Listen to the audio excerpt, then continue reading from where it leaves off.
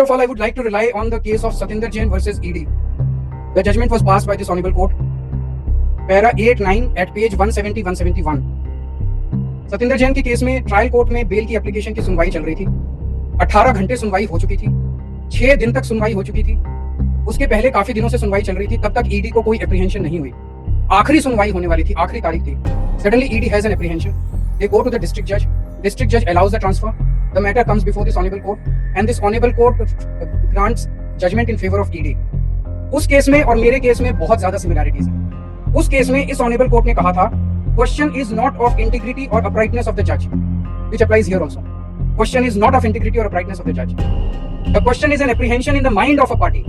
In that case it was ED, in this case it is me. ये video आपने शायद अभी तक देख ही लिया होगा। दिल्ली की सियासत का सबसे चर्चित चेहरा अरविंद केजरीवाल एक बार फिर अदालत के कटघरे में खड़े हैं।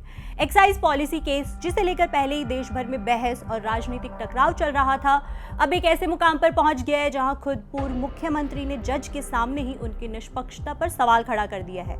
आज के वीडियो में हम जानेंगे कि आखिर अरविंद केजरीवाल क्यों जुडिशरी पर सवाल खड़े कर रहे हैं। साथ ही समझेंगे इस कोर्ट रूम ड्रामा का पूरा कॉन्टेक्स्ट, ईडी केस में क्या हुआ था, केजरीवाल को कैसे राहत मिली थी और आखिर वो फिर से अदालत में क्यों खड़े हैं। हाय, मैं हूं प्रगति और आप देख रहे हैं जस्ट। दिल्ली शराब नीति मामले में अरविंद केजरीवाल ने दिल्ली हाई कोर्ट में सुनवाई के दौरान खुद खड़े होकर शुरुआत में ही एक चौंकाने वाली मांग रख दी। उन्होंने कहा कि जस्टिस स्वर्णकांता शर्मा इस केस की सुनवाई से खुद को अलग कर ले, यानी रेक्यूज कर ले। उनका कहना है कि जज के मन में उनके खिलाफ पहले से ही एक राय बन चुकी है, जिससे निष्पक्ष सुनवाई पर सवाल खड़े होते हैं। जस्टिस शर्मा ने अधिवक्ता परिषद के कई कार्यक्रमों में हिस्सा लिया है। अधिवक्ता परिषद को आमतौर पर आरएसएस की विचारधारा से जुड़ा या उससे प्रभावित संगठन माना जाता है। केजरीवाल ने दलील दी कि आम आदमी पार्टी उस विचारधारा का खुलकर विरोध करती है, इसलिए उनके मन में ये संदेह पैदा होता है कि अगर जज विरोधी विचारधारा के करीब है तो क्या उन्हें निष्पक्ष न्याय मिल पाएगा। दिल्ली हाईकोर्ट में इस मुद्दे पर करीब 1.5 घंटे तक बहस हुई। अरविंद केजरीवाल ने अपने पक्ष में एक एक करके कई दलीलें दी और ये साबित करने की कोशिश की कि उनके मन में जो संदेह है वो सिर्फ एक आरोप नहीं बल्कि रीजनेबल एप्रीहेंशन है, यानी एक ऐसी वाजिब आशंका जो परिस्थितियों के आधार पर पैदा हुई है, जिसे नजरअंदाज नहीं किया जा सकता। दरअसल दिल्ली एक्साइज पॉलिसी केस में केजरीवाल खुद हाई कोर्ट में अपनी पैरवी कर रहे हैं। राउज एवेन्यू कोर्ट के फैसले के खिलाफ सेंट्रल ब्यूरो ऑफ इन्वेस्टिगेशन ने हाई कोर्ट में अपील की थी और उसी सुनवाई की शुरुआत में केजरीवाल ने यह दलील रखी कि जस्टिस स्वर्णकांता शर्मा को इस मामले से खुद को अलग कर लेना चाहिए। अपनी इस मांग के समर्थन में केजरीवाल ने कई वजहें गिनवाई। उन्होंने एक टीवी कार्यक्रम का हवाला देते हुए अमित शाह के कथित बयान का जिक्र किया, जिसमें अमित शाह कह रहे थे कि हाई कोर्ट के फैसले के बाद केजरीवाल को सुप्रीम कोर्ट जाना पड़ेगा। केजरीवाल ने सवाल उठाया कि फैसला आने से पहले ही ये कैसे कहा जा सकता है कि निर्णय उनके खिलाफ जाएगा। क्या ये अपने आप में संदेह पैदा नहीं करता? दूसरी तरफ रिक्यूजल की इस मांग का कड़ा विरोध भी हुआ। केंद्र सरकार की तरफ से पेश हुए सॉलिसिटर जनरल तुषार मेहता ने इसे मोटिवेटेड और जुवेनाइल बताते हुए कहा कि अदालत की प्रक्रिया को प्रभावित करने की एक रणनीति है। उन्होंने चेतावनी दी कि अगर इस तरह की मांग को स्वीकार किया जाने लगा तो हर आरोपी अपनी पसंद का जज चुनने की कोशिश करेगा, जिससे पूरी न्याय व्यवस्था पर एक बुरा असर पड़ सकता है। इस पर जस्टिस शर्मा ने भी सवाल उठाया, क्या उन कार्यक्रमों में उन्होंने कोई राजनीतिक या विचारधारा से जुड़ी बात कही थी? क्या ये कोई कानूनी कार्यक्रम था? यानी क्या सिर्फ किसी कार्यक्रम में शामिल होना ही पक्षपात का आधार बन सकता है? करीब 4 घंटे तक चली इस लंबी सुनवाई में दोनों पक्षों ने अपने अपने तर्क विस्तार से रखे और आखिर में अदालत ने कहा कि वो सभी दलीलों पर विचार करेगी और उचित समय पर अपना फैसला सुनाएगी।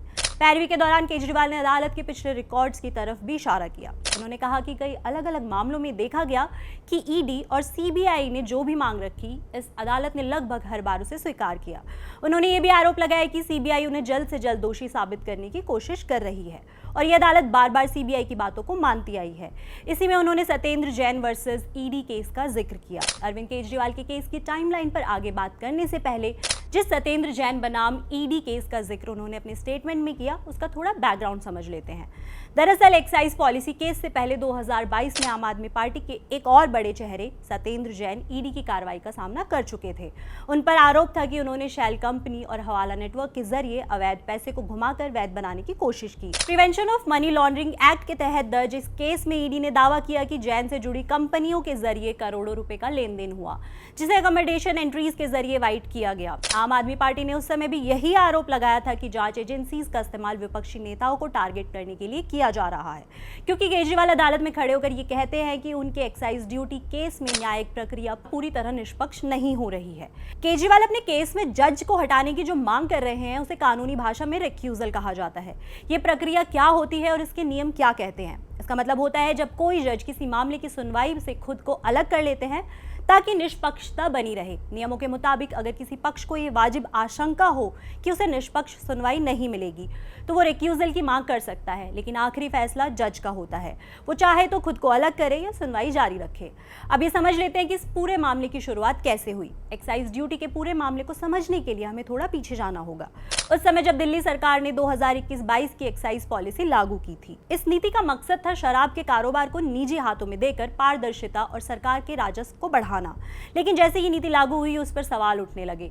विपक्ष ने आरोप लगाया कि इस नीति के जरिए कुछ खास कारोबारियों को फायदा पहुंचाया गया, लाइसेंस देने में अनियमितताएं हुई और बड़े स्तर पर भ्रष्टाचार हुआ है। यही आरोप धीरे धीरे एक बड़े कानूनी केस में बदल गए। इन्हीं आरोपों के आधार पर सीबीआई ने 2022 में इस मामले में एफआईआर दर्ज की। सीबीआई का कहना था कि इस नीति के जरिए सरकारी खजाने को नुकसान पहुंचाया गया और कुछ निजी कंपनियों को अनुचित फायदा दिया गया। इसके बाद ईडी ने इस मामले में एंट्री की और मनी लॉन्ड्रिंग के एंगल से जांच शुरू की। ईडी का दावा था कि इस नीति के जरिए जो कथित भ्रष्टाचार हुआ उससे जो पैसा बना उसे अलग अलग रास्तों से वाइट किया गया। इसमें हवाला नेटवर्क, शेल कंपनी और फर्जी लेन देन जैसी बातें सामने आई। धीरे धीरे ये मामला पॉलिसी तक न रहकर एक बड़े लीकर स्कैम के रूप में सामने आने लगा। इसी दौरान उस समय दिल्ली के उप मुख्यमंत्री और एक्साइज विभाग संभाल रहे मनीष सिसोदिया इस केस में केंद्र में आ गए। सीबीआई और ईडी ने उनसे लंबी पूछताछ की और बाद में उन्हें गिरफ्तार भी किया गया। समय के साथ जांच का दायरा और बढ़ा और आखिरकार इसकी आंच सीधे केजरीवाल तक पहुंच गई। ईडी ने दावा किया कि इस पूरे कथित घोटाले में कुछ फैसले टॉप लेवल पर लिए गए थे और इसमें केजरीवाल की भूमिका की भी जांच जरूरी है। अब केजरीवाल को सम्मन भेजे गए तो उन्होंने शुरुआत में इन सम्मन्स को चुनौती दी और कहा कि ये पूरी कार्रवाई गैर कानूनी और राजनीतिक रूप से प्रेरित है, लेकिन एजेंसीज ने अपनी जांच जारी रखी और आखिरकार उन्हें भी गिरफ्तार कर लिया गया। ये गिरफ्तारी देश भर में एक बड़ा मुद्दा बन गई। इसके बाद मामला अदालत में पहुंचा, जहां केजरीवाल की टीम ने दलील दी कि उनके खिलाफ कोई ठोस सबूत नहीं है और जांच एजेंसी सिर्फ बयान और अनुमान के आधार पर केस बना रही है। दूसरी तरफ ईडी और सीबीआई ने कहा कि उनके पास गवाहों के बयान, डिजिटल सबूत और वित्तीय लेन देन के रिकॉर्ड्स हैं जो इस केस को मजबूत बनाते हैं। इसके बाद मामला पलट गया। दिल्ली राउज एवेन्यू कोर्ट ने अरविंद केजरीवाल, मनीष सिसोदिया और अन्य आरोपियों को डिस्चार्ज कर दिया। यानी अदालत को लगा कि उनके खिलाफ ट्रायल शुरू करने के लिए पर्याप्त सबूत नहीं है। ये फैसला केजरीवाल के लिए बड़ी राहत लेकर आया। भले ही कानूनी तौर पर ये एक्विटल नहीं था, लेकिन लोगों ने इसे एक तरह की क्लीन चिट माना। आसान भाषा में समझे तो कोर्ट ने ये नहीं कहा कि केजरीवाल पूरी तरह निर्दोष है, लेकिन ये जरूर कहा कि अभी उनके खिलाफ पर्याप्त सबूत नहीं है कि ये केस चलाया जाए। ये फैसला केजरीवाल और आम आदमी पार्टी के लिए एक बड़ी राहत के तौर पर सामने आया। पार्टी ने इसे अपने ऊपर लगे आरोपों के खिलाफ एक तरह की नैतिक जीत के रूप में पेश किया, खासकर उस राजनीतिक माहौल में जब पहले पंजाब चुनाव और फिर दिल्ली की राजनीति में ये मुद्दा लगातार उठाया जा रहा था। लेकिन समय के साथ जैसे जैसे अलग अलग चरणों में सुनवाई आगे बढ़ी, कई मामलों में जांच एजेंसीज की दलीलों को अदालतों में चुनौती मिली। कहीं रिमांड को लेकर सवाल उठे, कहीं सबूतों की विश्वसनीयता पर बहस हुई और कुछ मामलों में अदालतों ने यह भी कहा कि जांच एजेंसीज को अपने आरोपों को और मजबूत तरीके से साबित करना होगा। इसी बीच अलग अलग समय पर अलग अलग आरोपियों को राहत मिलती रही। किसी को बेल मिली, किसी के खिलाफ सख्त टिप्पणियां नरम पड़ी और आखिरकार ये डिस्चार्ज वाला फैसला आया, जिसने पूरे केस की दिशा ही बदल दी। आम आदमी पार्टी ने इस बात का संकेत बताया कि एजेंसीज के पास ठोस केस नहीं है और ये पूरा मामला राजनीतिक रूप से प्रेरित है। हालांकि ये राहत ज्यादा समय तक टिक नहीं पाई। सीबीआई ने इस फैसले को चुनौती देते हुए दिल्ली हाई कोर्ट का रुख किया। सीबीआई का कहना था कि ट्रायल कोर्ट ने सबूतों को सही तरह से नहीं देखा और जल्दबाजी में फैसला दे दिया। इसी वजह से आज केजरीवाल फिर से अदालत में है। अब इस मामले में आगे क्या होगा, ये पूरी तरह अदालत के फैसले पर निर्भर करेगा। अगर जज खुद को इस केस से अलग करती है तो मामला किसी और बेंच को सौंपा जाएगा, अगर नहीं तो ये अदालत इस केस की सुनवाई जारी रखेगी।